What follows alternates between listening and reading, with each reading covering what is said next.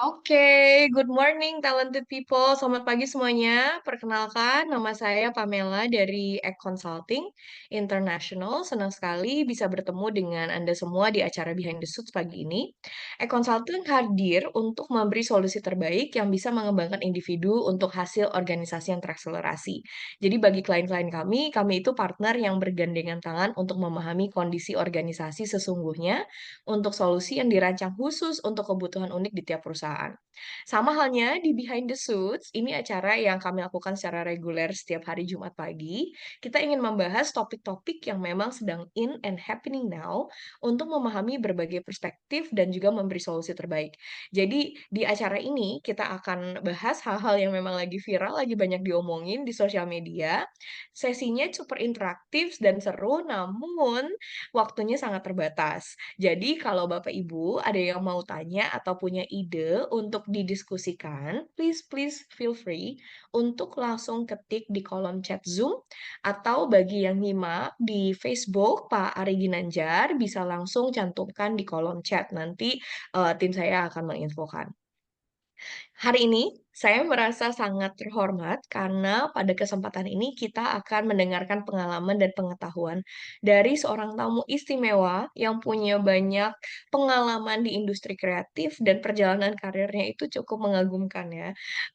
Bayangkan beliau sudah membangun bisnis di usia 17 tahun. Dan bukan hanya itu, beliau juga punya latar belakang di bidang akuntansi dan telah berhasil beralih peran yang beragam dalam manajemen sumber daya manusia dan pendidikan. Jadi dari akuntansi beralih gitu ya, dan kita kita mau dengar lebih lanjut tentang itu. Nah, salah satu keahlian utamanya adalah mengidentifikasi dan mengembangkan bakat-bakat muda.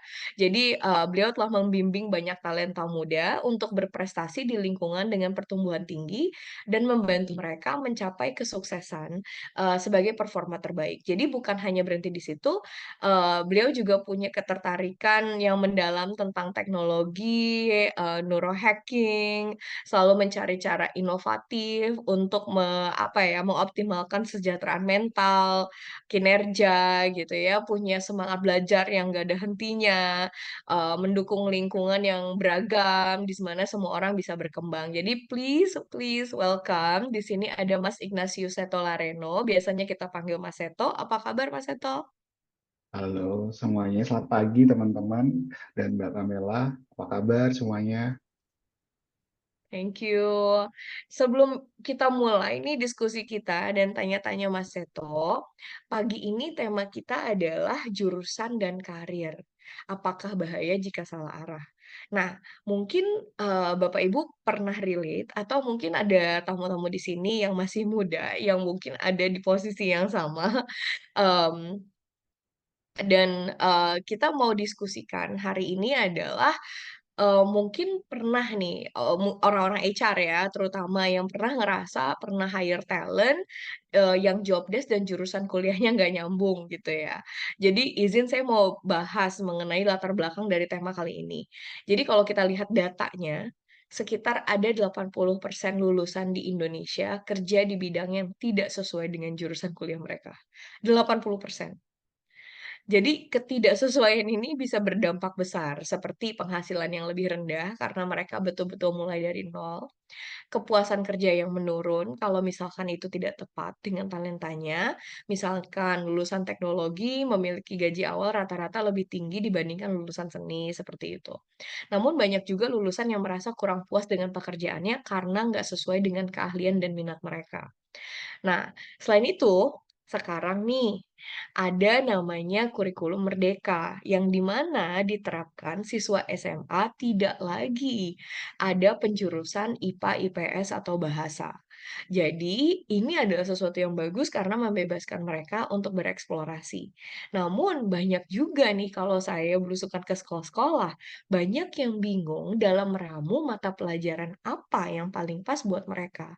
Jadi kebebasan memilih ini ternyata juga menimbulkan tantangannya sendiri, terutama dalam menentukan jalur pendidikan yang sesuai dengan minat dan bakat mereka. Jadi kalau topik ini sangat menarik menurut saya karena bisa langsung berdampak pada produktivitas produktivitas dan kinerja karyawan yang ternyata siklusnya udah kita bangun dari sejak kita kecil gitu ya, tanpa kita tahu talenta, kemudian salah ambil jurusan.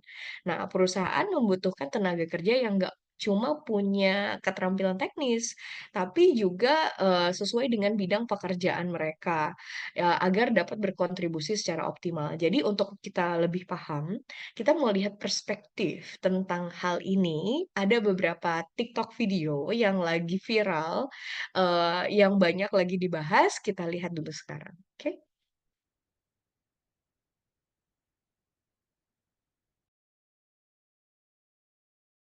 Pengalaman aku akan salah satu klien aku yang sangat tidak terlupakan selama aku itu hampir 10 tahun dirikan Tes Bakat Indonesia. Dia merupakan anak jurusan IT dari PTN nomor 1 di Indonesia.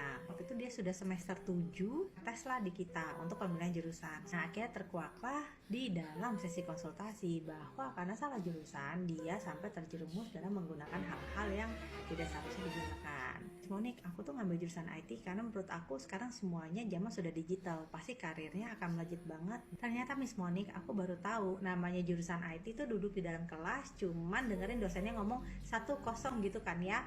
Itu di luar bayangannya dia. Dan setelah mendapatkan bantuan dari Tes Bakat Indonesia, akhirnya dia melanjutkan lagi studinya di bidang yang kita sarankan, dan sekarang dia menjadi seorang financial advisor yang tergolong sukses, bahkan meraih penghargaan Employee of the Year.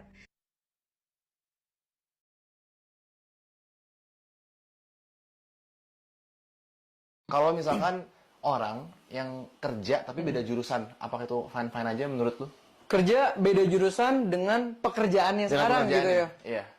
Nggak ada masalah ya, karena menurut gue yang paling kepake dari kita kuliah di luar yang very niche ya, kayak dokter, arsitek, itu yang menurut gue sangat kepake adalah cara kita networking, cara kita under pressure, kerangka berpikir, terbiasa bekerja bersama gitu ya. Menurut gue itu yang paling penting dari sebuah institusi pendidikan gitu.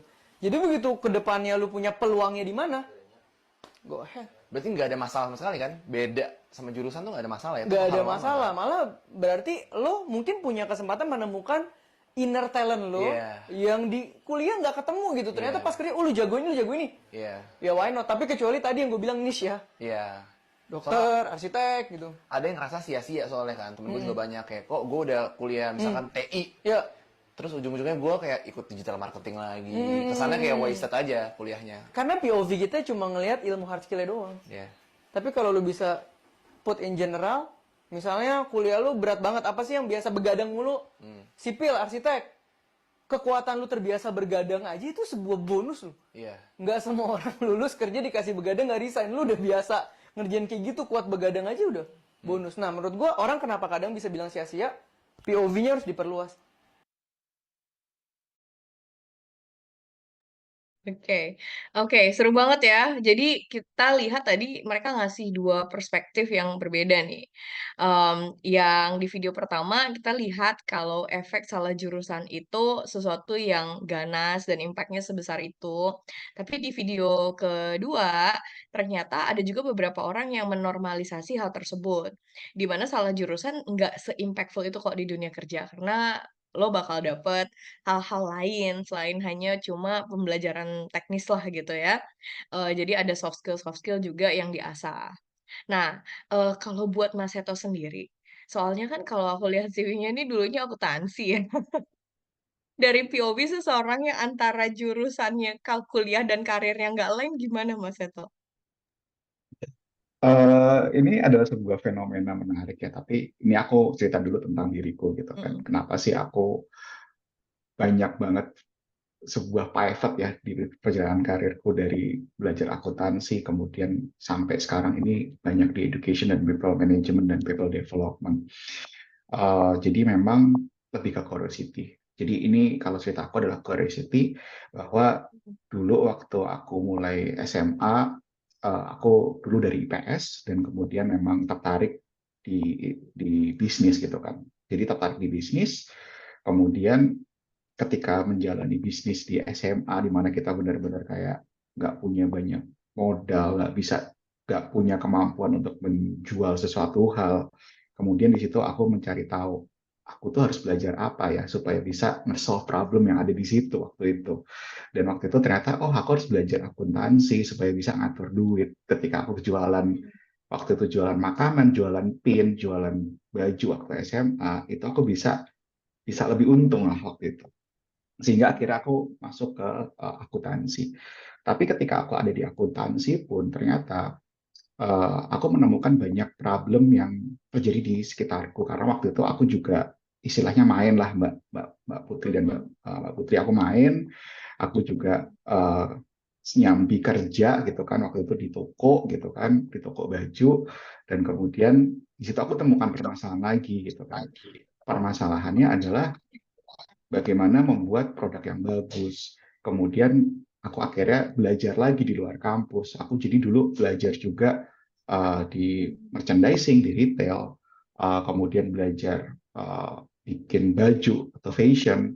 Terus habis itu ada masalah lagi tuh, masalahnya tentang bagaimana kemudian memarketingin gitu kan. Walaupun di kampus juga dipelajarin, uh, tapi aku belajar juga bagaimana membuat konten writing yang bagus agar produk yang ada di toko itu bisa laku gitu kan. Nah, akhirnya dari situ aku menemukan banyak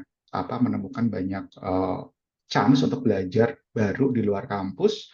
Kemudian saya pada akhirnya eh, setiap perjalanan itu ketika ada masalah ya aku belajar balik dan kemudian akhirnya malah keluar nih dari ranah akuntansi yang di awal. Bahkan dulu aku sempat sempat di kampus sempat di dikasih apa ya, dimarahin lah istilah sama dekan, kok kamu di sini mau kuliah atau mau bisnis gitu kan.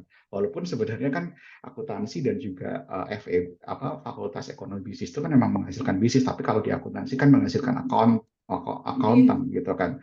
Tapi di situ aku bersikeras bahwa ya memang aku di sini nggak cuman kuliah, tapi aku belajar banyak hal di luar kampus, dan di situ akhirnya banyak banget pembelajaran yang aku bisa dapatkan.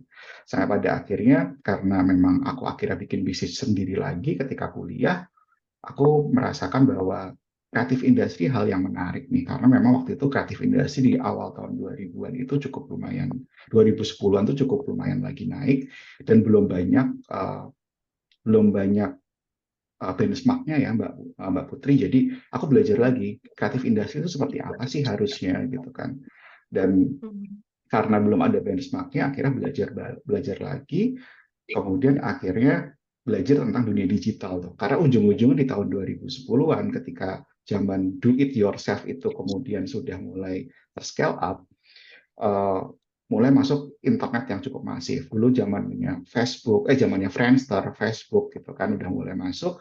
Kita belajar, saya punya masalah bagaimana nih menggunakan teknologi tersebut, bagaimana menggunakan blogspot, bagaimana menggunakan website agar kita itu bisa jauh dijangkau oleh orang banyak dengan apa yang kita punya gitu. Waktu saya jualan. Terus akhirnya belajar juga tuh tentang bagaimana coding gitu kan untuk bikin website sederhana. Sehingga akhirnya belajarlah tentang dunia digital, dan akhirnya kemudian ketika belajar dunia digital, kemudian bisnis kecil saya waktu itu akhirnya bangkrut. Kemudian saya belajar lebih dalam lagi dunia digital karena waktu itu ternyata dunia digital tuh uh, banyak solve problem gitu kan. Sampai pada akhirnya ketika belajar dunia digital dan ada hal baru, dan kemudian kebetulan juga ketemu sama Gojek, di mana waktu itu Gojek juga nyari sesuatu role yang memang belum banyak di Indonesia, dan waktu itu aku sudah pelajarin karena memang ada kebutuhan akan hal itu tentang Scrum methodology, dan akhirnya masuk ke Gojek belajar lagi. Kemudian di Gojek ada permasalahan baru lagi Mbak Putri, permasalahannya adalah tentang talent supply di Indonesia yang ternyata kita belum bisa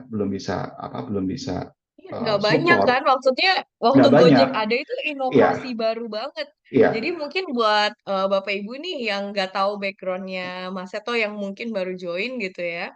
Tadi Mas Seto cerita awalnya akuntansi. iya. Tapi ternyata dari seiring banyak yang dipelajari dan akhirnya tertarik sama dunia teknologi, Mas Seto itu dulu adalah em, dulu salah satu pioneer employees ya di Gojek.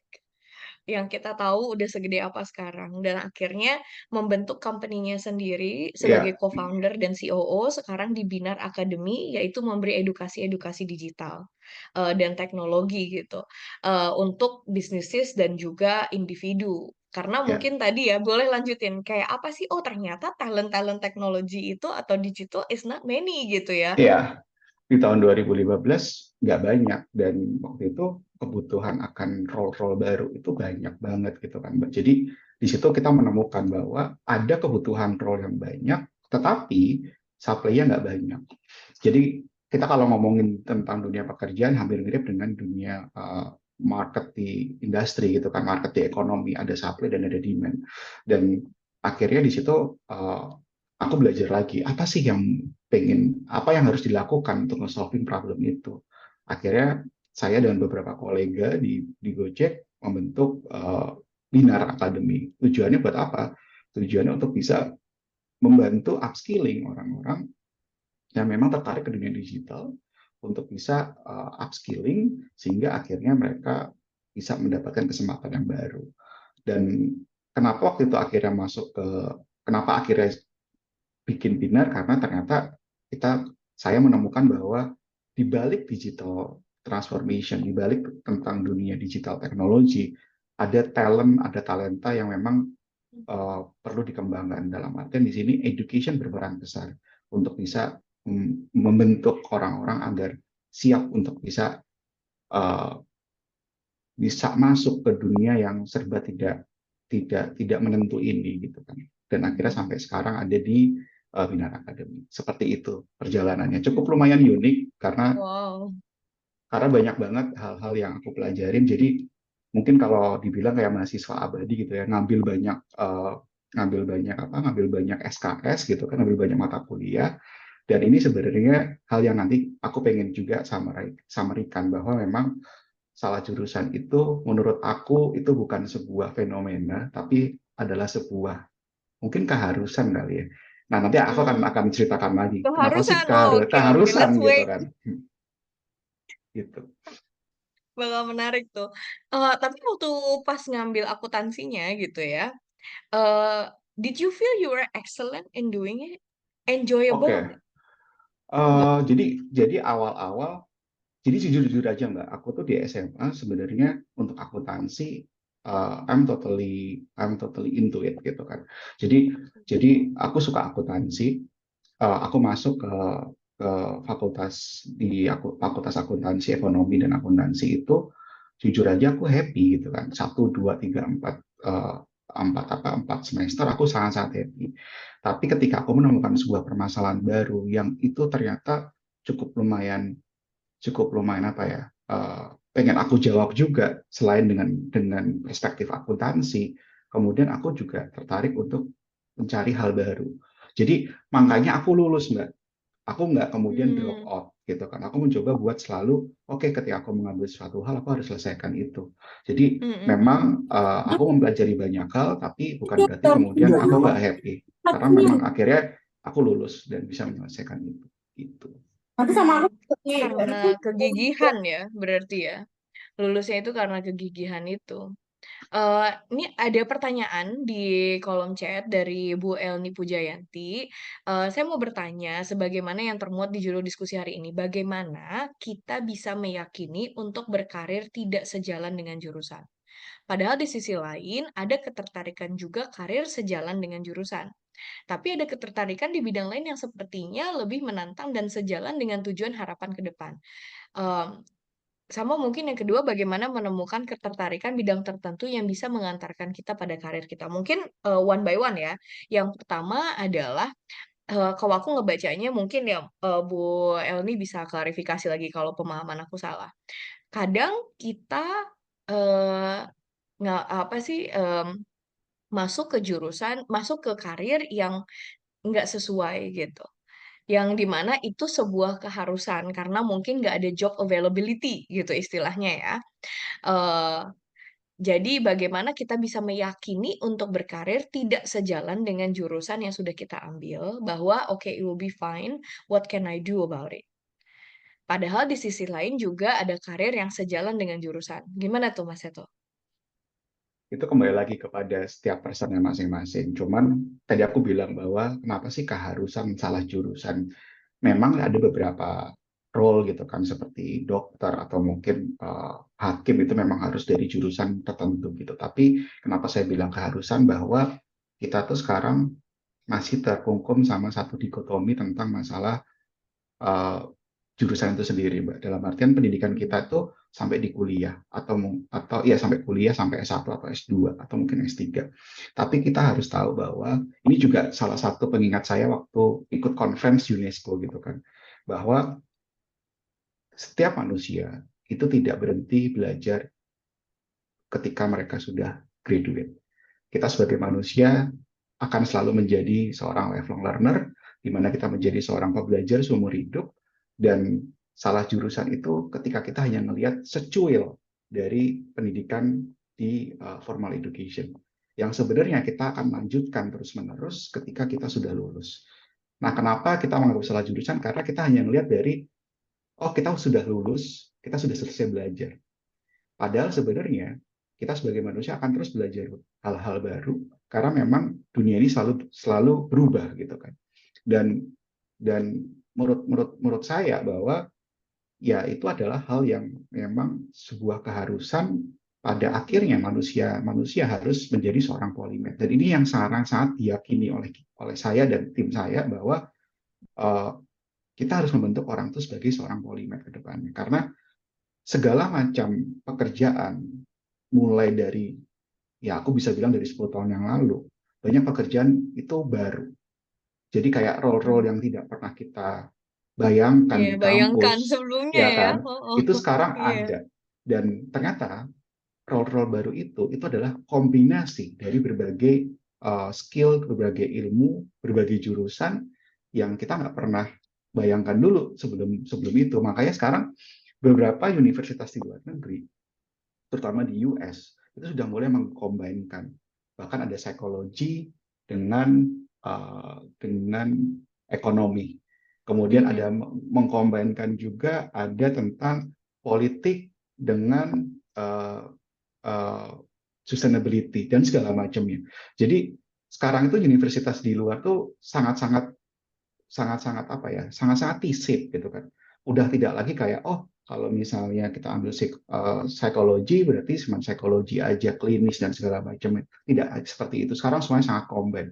Dan saya juga di BSD, di Monash University pun sekarang juga seperti itu. Sekarang sudah mulai mengcombine banyak banyak hal. Public policy itu juga bisa dilihat dari ekonomi, nggak cuma dari manajemen. Bisa dilihat dari sisi lingkungan, dari sisi food dan segala macam. Jadi sekarang memang semuanya serba kompleks, dan memang yang menjadi keharusan itu adalah bagaimana kita terus belajar dan melengkapi segala skill yang memang menjadi sebuah pertanyaan besar di dalam masyarakat tentang masalah yang akan muncul.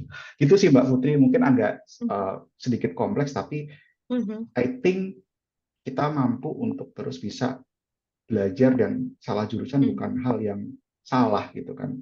Dan itu adalah sebuah blessing in disguise, atau sebuah privilege Iya. menurut aku, gitu sih. Pernah nggak sih kayak ngerasa nyesel gitu, Mas Seto? Kayak, oh andai kan kalau misalkan gue dulu adalah sistem informatika gitu.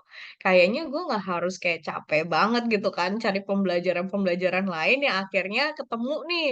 Jadi kalau misalkan aku sempet ngintip-ngintip hasilnya Mas Seto yang akan kita bahas habis ini gitu ya. Tapi aku mau Hmm. nanya dulu, kayak nyesel nggak sih pada momen itu? Oh, enggak sih Mbak, saya nggak nyesal. Karena kalau misalnya saya nggak ngambil itu, saya nggak ada di sini sekarang gitu kan. Karena itu melengkapi setiap blogsnya. Dan ketika saya belajar akuntansi yang terdahulu, sekarang saya jadi people management atau di education atau mungkin di teknologi, saya punya perspektif baru tentang bagaimana sih Hmm. compliance. Itu yang mungkin nggak dipunyain juga oleh teman-teman di IT atau mungkin teman-teman lain di psikologi misalnya. Jadi saya ada sense of compliance, ada POV compliance, ada POV tahu tentang masalah revenue dan juga cost-nya, structure-nya Iya. harus seperti apa gitu kan. Dan itu Iya. cukup lumayan impactful juga dalam bagaimana kemudian bersikap dan melakukan decision making. Seperti itu sih, Mbak. Mhm. Oke, that's amazing. Nah, di dalam prosesnya, karena aku melihat di perjalanan karir Mas Seto pernah juga involve di HR. Ya Mm-mm. kan, waktu di Gojek kan sebagai head of HR. Nah, apakah itu membangun perspektif juga tuh bagaimana merekrut karyawan? Kayak betul-betul, gue nggak lihat CV, kayak gue tahu lah kayak apa gitu kan. Kayak mempengaruhi nggak sih dari perspektif dirimu gimana cari talent? How do you Sangat find talents? sangat mempengaruhi. Jadi ketika saya punya pengalaman ya, di mana saya akhirnya kayak nggak dari satu subjek tertentu karena saya mencoba banyak hal. Ketika saya berada di HR dan kemudian merekrut talent, perspektif saya juga berbeda. Mungkin teman-teman kalau di psikologi ini aku nggak membandingkan dengan teman-teman dari psikologi gitu kan, tapi aku melihat dari sisi POV entrepreneurship mindset gitu kan. Aku melihat banget dari sisi itu. Kenapa? Karena entrepreneur mindset itu sangat dibutuhkan di dunia industri sekarang ini, terutama waktu itu di satu company yang memang lagi bereksperimen kan, di mana serba keterbatasan dari sisi resources dan kita butuh banget orang-orang yang dia punya resilience dan juga entrepreneurship mindset untuk bikin inovasi baru. Sehingga waktu itu uh, saya dan atasan saya waktu itu yang sama-sama udah punya perspektif yang sama, kita melihat talent itu bukan lagi dari sisi berapa lama dia kuliah, IPK Hmm, berapa, kemudian mhm, bukan dari sisi dia dari kampus mana, tapi kita lihat dari apa? Dari portofolio dia, dari hmm, pengalaman project mereka. Kenapa? Karena kita melihat bahwa ini yang kita butuhkan dengan company yang sedang kita develop sekarang ini. Dan impact-nya itu membuat sebuah culture-nya jauh lebih beragam dan kemudian daya inovasinya semakin keluar karena bayangin aja dengan banyak orang yang punya entrepreneurship mindset yang hmm, banyak dengan punya pengalaman dari berbagai macam POV itu membentuk sebuah bisnis di dalam bisnis, bukan kemudian uh, membuat itu menjadi semakin shallow, tapi malah banyak inovasi yang keluar. Makanya teman-teman dan Mbak Pamela bisa lihat di Gojek tahun 2015 sampai tahun 2016 hmm, banyak banget uh, inovasi yang dibikin gitu kan. Mau dari sisi food delivery, dari sisi uh, dari sisi beauty, dari sisi waktu itu ada masas gitu kan, dan banyak hal hmm. itu dibuat dan dites dan mereka nggak takut. Kenapa? Karena ya mereka memang punya mindset yang sangat-sangat heterogen yang itu membuat dan memperkaya company itu sendiri. Gitu sih Mbak Pamela.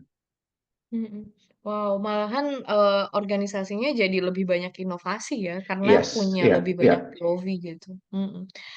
Ini mungkin jadi pembelajaran bukan hanya, anak-anak muda yang lagi putus asa, tapi malahan kalau aku ngedenger ini, untuk dari segi organisasi juga talents is, apa ya, lebih luas dari itu gitu. iya, Bukan iya. hanya tadi ya, seringkali kan kita HR kayak terkungkung atas kayak, "Oh lulusan mana nih, kampus mana, IPK berapa," gitu. Coba boleh dong kita lihat nih talentanya Mas Seto, Cel? Yang juga mungkin ini bisa menjawab pertanyaannya Bu Elni tadi, pertanyaan kedua, bagaimana menemukan ketertarikan bidang tertentu yang bisa mengantarkan kita pada karir kita. Jadi kalau di e-consulting kita punya yang namanya talent DNA assessment. Talent DNA assessment ini, untuk menggali apa sih potensi terbesar kita, apa kekuatan kita. Kita mengukur di dalam diri setiap orang itu ada 45 talenta terkuat. Yang di mana yang terkuatnya di kita, yang selalu kita gunakan adalah 10 tertinggi yang kita nyebutnya top talents kita yang ada di kiri kalau di gambar sini. Yang kemudian kita juga mau ngeliat nih di bottom talent adalah hal-hal yang memang nggak natural buat kita lakukan. Jadi kita tahu apa sih hal-hal yang nggak akan gampang ngebuat kita stres. Dan kiri yang top talent adalah hal-hal yang akan mengantar kita ke kesuksesan. Nah, talent DNA ini juga punya konsep di mana talent DNA karir, yang di mana potensi-potensi ini kemudian kita petakan ke karir apa yang paling cocok di masa depan. Nah, jadi kalau kita lihat dari top talent-nya Mas Seto, nomor satunya tuh fixer lu tuh. Fixer itu adalah orang yang gatel banget untuk ngebenahin sesuatu pakai tangannya sendiri. kayak seneng banget buat ngutak-ngatik. Dan nomor duanya explorer. Jadi tadi aku tuh nggak terkejut gitu ya, Mas Seto tuh udah langsung kayak tahu kayak, oke, I'm not just gonna stick with this learning gitu. Pasti banyak SKS yang diambil, punya banyak rasa penasaran, yang matanya bereksplorasi sampai ke bidang teknologi lah gitu, yang dimana pada saat itu belum banyak yang belajar gitu. Dan itu udah your natural intention yang mungkin jadi akuntansi juga tadi aku dengar karena rasa penasaran aja sih gimana ngembangin bisnisnya kan buat megang duit gitu. Yang nggak mikir juga pada saat itu kayak, bakal enjoy nggak ya? Kayaknya nggak terpikir ke sana, cuma kayak, "Oh, I'm just curious," gitu ya. Kemudian nomor tiganya tuh intuitif. Jadi orang intuitif itu, you're very smart in terms of common sense. Jadi kayak common sense Mas Seto tuh jalan. Kadang sering kali Mas Seto tuh nggak perlu banyak informasi, udah langsung kebaca nih, ini mau kemana. Kayak gitu. Kemudian nomor empatnya forgiving. Oh my God, you're so kind. Forgiving itu orang yang sangat mudah memaafkan. Seringkali mungkin ditipu sama temannya berulang-ulang, tapi kayak ya udahlah gitu, dilupain aja. Tapi Nggak tahu deh, kebantu, pernah nggak sih ngalamin kayak gitu? ya, tapi kebantu dengan intuitif kalau sekarang, Mbak. Oh, tapi tapi untungnya udah ada intuitif ya, jadi kayak ngefilter duluan. Soalnya tahu orangnya baik banget.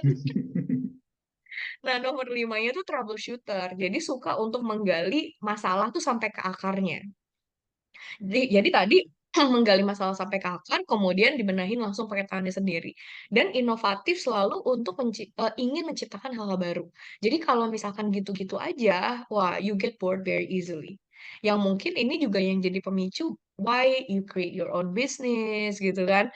Akhirnya ngebentuk Binar Academy sama teman-teman yang lain karena melihat oh there is a need, we need to have something new gitu. Dan nomor tujuhnya developer. You're very good in developing other people. Developer itu lebih kepada kamu suka untuk ngembangin orang lain, ngeliat kalau orang lain itu bertumbuh, berkembang, you feel very happy. Dan seringkali tadi udah forgiving, developer pasti selalu ngasih kesempatan kedua buat orang gitu. Yang kemudian nomor 8-nya accountable. Nah, accountable ini yang mendorong kenapa walaupun dirimu nggak begitu suka pas akuntansinya dijalanin tuh, udah selesai semester 4 kayak tadi ngomongin, tapi sampai diselesaikan. Karena accountable ini nggak bisa tuh kalau udah mulai sesuatu nggak sampai beres.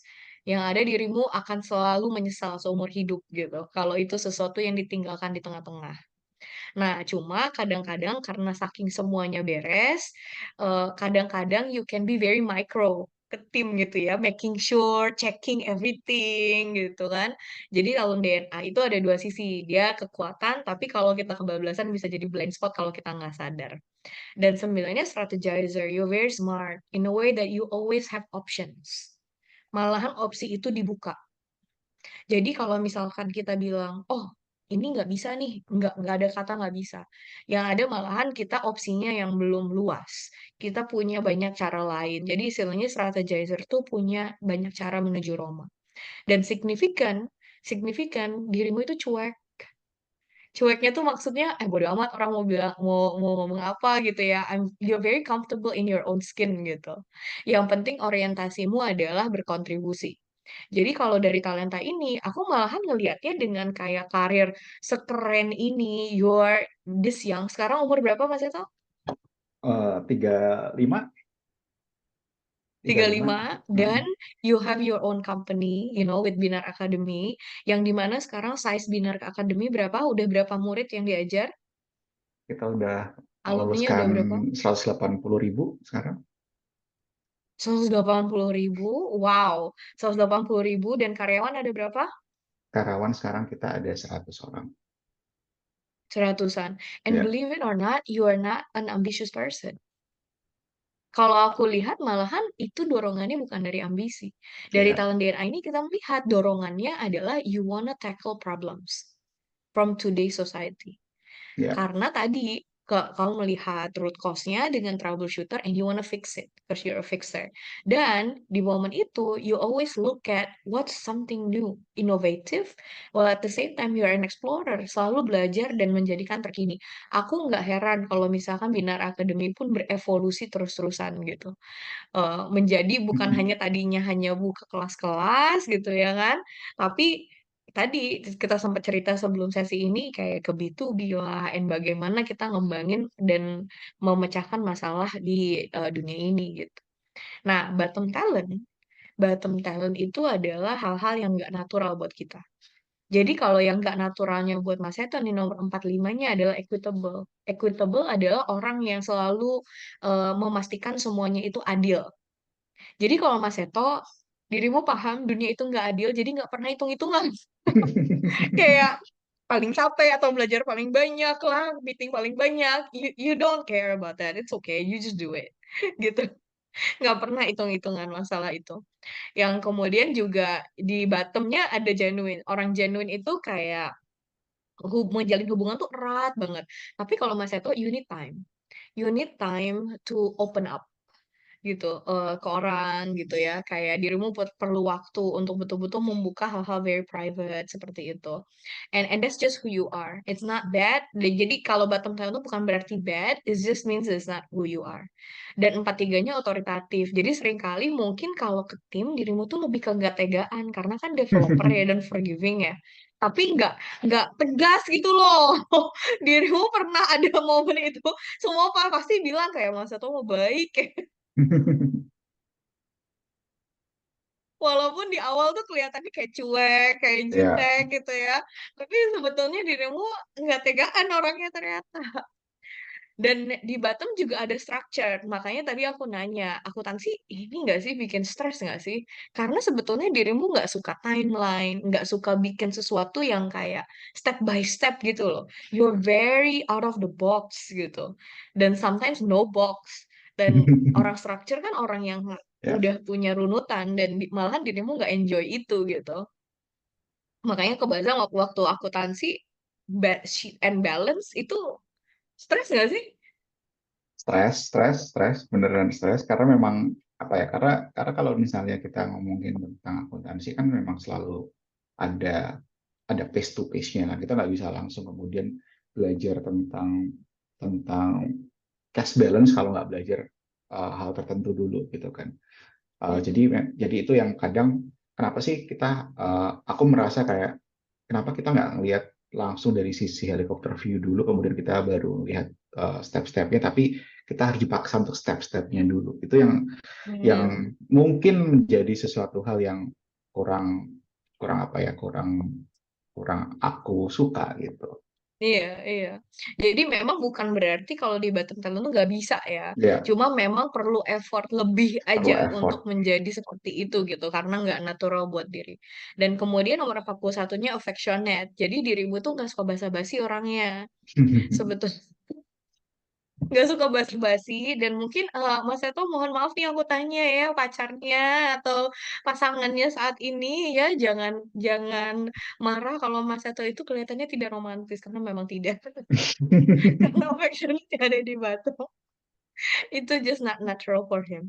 Nah, menariknya dari talent DNA ini kan kita jadi tahu pola suksesnya kita di top talent dan juga pola stresnya kita di bottom talent. Nah, pola sukses dan pola stres ini sudah kita ramu sedemikian rupa untuk kita bisa menunjukkan karir masa depan apa yang paling cocok untuk orang ini. Jadi saya banyak menawarkan gitu ya, apalagi dengan banyak anak-anak SMA yang sekarang udah nggak ada penjurusan, mereka bingung pilih mata pelajaran apa, dan yang mau masuk kuliah mereka bingung mau milih jurusan apa.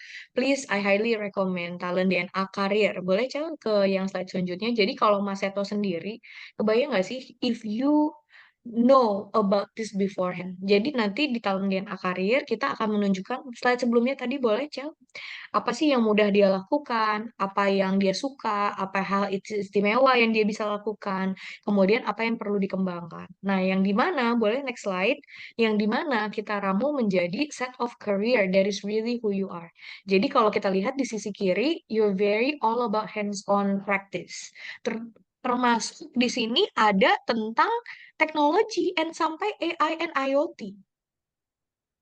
Loh, actually it's already in your DNA gitu. Istilahnya kalau misalkan dirimu pas kuliah ternyata belajar-belajar hal lain yang that you enjoy more because it is in your DNA for you untuk melakukan hal-hal yang ada di kiri malah tentang robotics, hal-hal automation, sampai kayak safety and law enforcement gitu ya. Dan ini all about technology, mind body wellness, dan yang di kanan dirimu very artsy. Ya makanya tadi kan aku tadi dengar tuh jadi kayak desain apa gitu ya dari si teknologinya dijadikan apa. em, it's actually who you are gitu. Jadi kayak udah kebayang, oh dengan talent DNA ini sebetulnya kita udah bisa memetakan di awal what you would enjoy gitu. Apa sih mata pelajaran apa atau jurusan apa yang sebetulnya akan really, really lead you towards success. Seperti itu sih Mas Eso. Dirimu merasa relate nggak dengan hasil ini? Sangat relate. Nih ya, kalau kita ngomongin tentang di sebagian kiri itu jelas ada beberapa hal yang uh, aku masuk gitu kan. Pertama tentang teknologi, tapi selain teknologi, even Hmm. penerbangan aja, I'm totally curious karena aku juga sebenarnya suka dengan aviation industry gitu kan. Oh, Sebelah wow. sebelah kanan, mostly iya karena memang aku dulu ketertarikanku yang membuat aku ada di sini adalah creative industry, which is semuanya hampir mirip ada Hmm. di sini gitu kan. Gitu. Hmm. Dan ini sangat sangat apa ya, jujur aja ini juga buat teman-teman ketika kita mengetahui hal ini, bukan kemudian jurusannya yang kemudian jadi patokan, tetapi di sini kita bisa Iya. mengetahui eh, DNA kita tuh seperti apa, dan itu akan sangat membantu kita untuk menjadi guidelines untuk Hmm. kedepannya gitu sih. Hmm. Thank you so much Mas Seto for clarifying that. Jadi ini kita tekankan berulang-ulang bahwa ini hanya your starting point. This is not really the set course of career that you have to choose atau mata pelajaran apa gitu ya Mas Seto. Betul banget. Ini hanya starting point that you can maybe guide yourself. Tapi tidak menutup kemungkinan bahwa seperti yang tadi Mas Seto sampaikan bahwa karir baru itu banyak muncul loh gitu. Kayak kalau kita berpikir 10 tahun yang lalu nggak ada tuh yang namanya jadi influencer. And today everybody wanna be a YouTuber, influencer gitu kan. Yang dimana itu menghasilkan banyak gitu. That's just one of the examples. Jadi ini tidak menutup karir apa yang akan dipilih, tapi hanya memberi coba ke talentanya lagi Cel, di sebelum-sebelumnya, ini akan menunjukkan apa sih kecenderungan kita, bagaimana kita bisa sukses. Jadi kalau misalkan aku punya tim seperti Mas Seto, I'm gonna put you in a problem solving team, you Ya, know, because that's how you are. And then business expansion and thinking about like, you know, how to tackle not just operationally, tapi juga kayak bisnis kita mau ke arah mana nih gitu, untuk menjawab tantangan apa nih di dunia ini. Is dan that ini what you're juga doing now? ya, dan ini juga salah satu hal yang aku sangat relate ya Mbak, dalam artian gini. eh, Hmm. Perjalanan karirku mungkin udah sekitar hampir 15 tahun gitu kan. Bagian Hmm. ini tuh adalah hal yang penting teman-teman, karena aku untuk mencapai ini yaitu adalah dengan mengenal diri dan bisa apa ya, bisa tahu tujuan hidup itu adalah mengenal diri dulu. Dan mengenal diri itu dulu perjalananku cukup panjang ya, untuk bisa mengenal diriku sendiri, kayak DNA-ku apa, kemudian apa yang bukan jadi DNA. Perjalananku tuh sangat panjang, makanya ada di bagian explorer aku sampai datang ke banyak sesi-sesi meditasi dan segala macamnya tentang mindfulness, dan Hmm.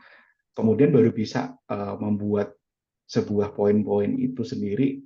Itu butuh waktu yang sangat panjang, dan ketika aku melihat Hmm. ini kayak dengan one snap gitu kan, kita langsung bisa tahu diri kita seperti apa, dan itu hal yang penting buat kita bareng-bareng untuk Hmm. tahu potensi kita sejauh mana, dan kemudian akhirnya kita bisa merelatekan dengan oh tujuan hidup kita tuh mau kemana, dan kemudian Hmm. dari situ kita akan semakin termotivasi untuk menjadi pembelajar seumur hidup, terus akan belajar Hmm. karena kita tahu kita itu memang kekuatannya di mana, dan kita akan jauh lebih self confidence, dan akhirnya kita akan terus bisa menuju ke tujuan hidup kita. Tujuan itu bukan artian sukses, tetapi tujuan hidup kita dalam artian bagaimana kita bisa happy dengan bisa kita merasa oh kita tuh merasa uh, ter, ter merasa ter apa ya merasa uh, terapresiasi dari sisi value kita tuh seperti Hmm. apa gitu. Itu yang sebenarnya yang dilakukan oleh talent DNA, dan terima kasih Mbak Pamela karena Hmm. ini kemudian kayak merecap kembali perjalanan untuk menemukan apa ya, menemukan diriku gitu kan, untuk bisa tahu apa aja yang menjadi potensi dari diriku gitu sih. Hmm. Thank you Mas Seto. Jadi kalau misalkan ada yang pengen ngobrol-ngobrol lebih lanjut tentang DNA, talent DNA, boleh ditunjukkan QR-nya, boleh ngobrol-ngobrol di sini. Eh, ngobrol-ngobrol sih scan QR and then we can talk about it further. Tapi kalau dari Mas Seto sendiri boleh nggak nih? Kita udah di penjuru-ujung sesi, nggak kerasa banget ya. Udah 45 menit kita ngobrol-ngobrol. Untuk Mas Seto sendiri, boleh nggak sih kasih wejangan akhir atau mungkin tips-tips bagi dua perspektif nih, bagi anak-anak muda yang lagi masih nyari karirnya, dan juga untuk para organisasi, bagaimana they really choosing for talents. Oke, yang pertama untuk teman-teman atau talenta-talenta yang sekarang mungkin lagi galau atau mungkin lagi ada di persimpangan jalan, yang pertama kali yang perlu dilakukan adalah mengenal diri, dan itu bisa dengan talent DNA gitu kan. Mengenal diri adalah yang penting, karena dengan mengenal diri teman-teman tahu apa sih sebenarnya yang menjadi tujuan hidup, dan kemudian dari situ teman-teman akan jauh lebih confidence, dan kemudian teman-teman akan tahu apalagi nih path yang akan teman-teman ambil. Dan confidence itu kan juga akan membuat kayak perspektif kayak salah jurusan itu tidak menjadi sebuah halangan, tapi menjadi sebuah opportunity. Itu yang aku lihat dan aku rasakan selama ini, dan itu yang bisa teman-teman lakukan.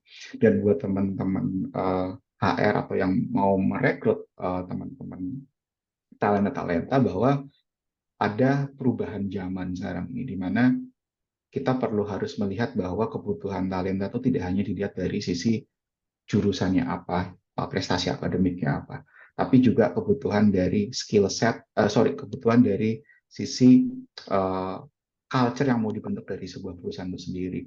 Dan culture itu harus juga dipelajarin dari sebenarnya culture yang mau dibentuk apa, dan DNA-nya dari perusahaan itu apa, itu yang paling penting. Dan dari situ akhirnya kita bisa tahu orang-orang kita kita kompatibel. Kita nggak bilang orang kita butuhkan atau orang yang tepat, tapi kompatibel. Karena uh, kalau semua orangnya itu kemudian terlalu spesifik dan juga terlalu